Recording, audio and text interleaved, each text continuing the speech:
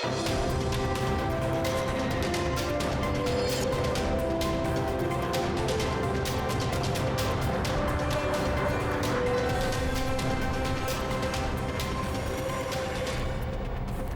I'm Orhan Gaybov. You're watching AzTV News.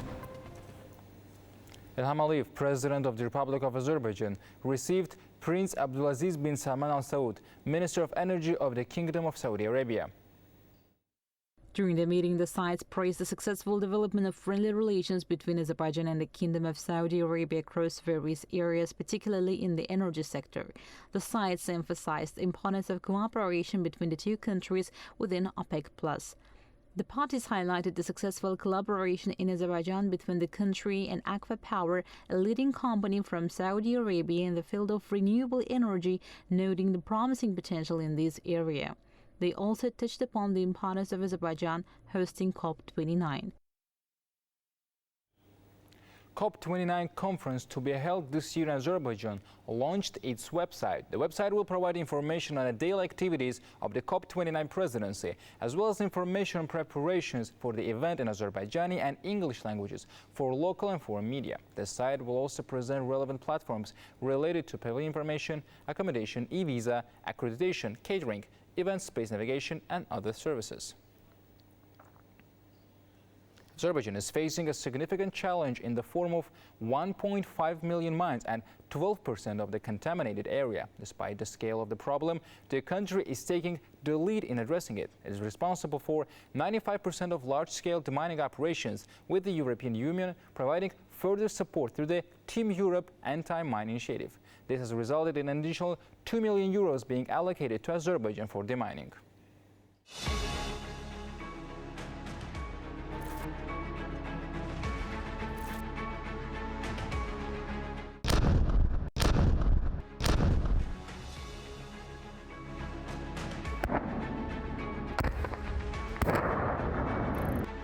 Azerbaijan is one of the few countries whose territory is contaminated with landmines. The 30-year occupation of Armenia has resulted in the burial of mines in 12% of our lands. According to preliminary estimates, there are more than 1.5 million mine traps in Karabakh and eastern Zangezur.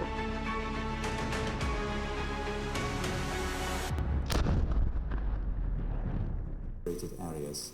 It is of a great concern that the mining industry poses a significant risk to the lives of civilians.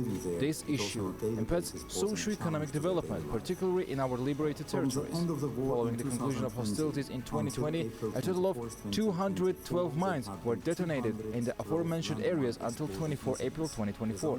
A total of 356 of our citizens, including women and children, have been killed or injured by landmines.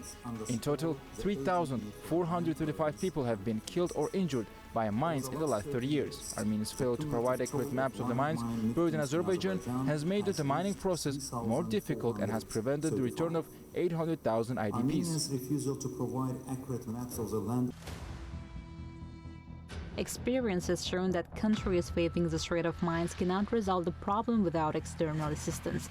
Azerbaijan is a unique country that is responsible for over 95% of the work carried out to clear its territory with its own resources.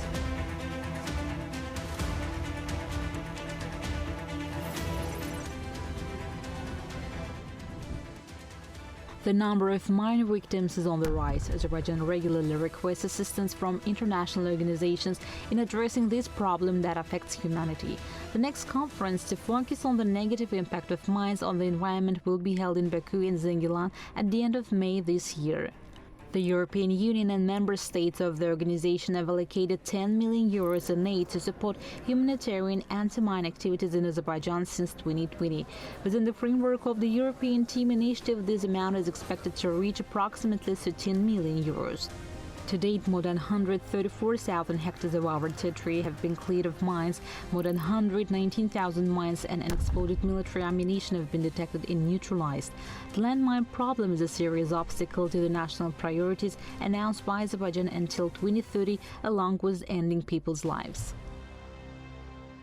Saudi Arabia's ACWA Power Company will implement a 200 megawatt battery energy storage system project and a 200 megawatt onshore wind energy project in Azerbaijan. Accordingly, agreements were signed between the Minister of Energy and the ACWA Power Company.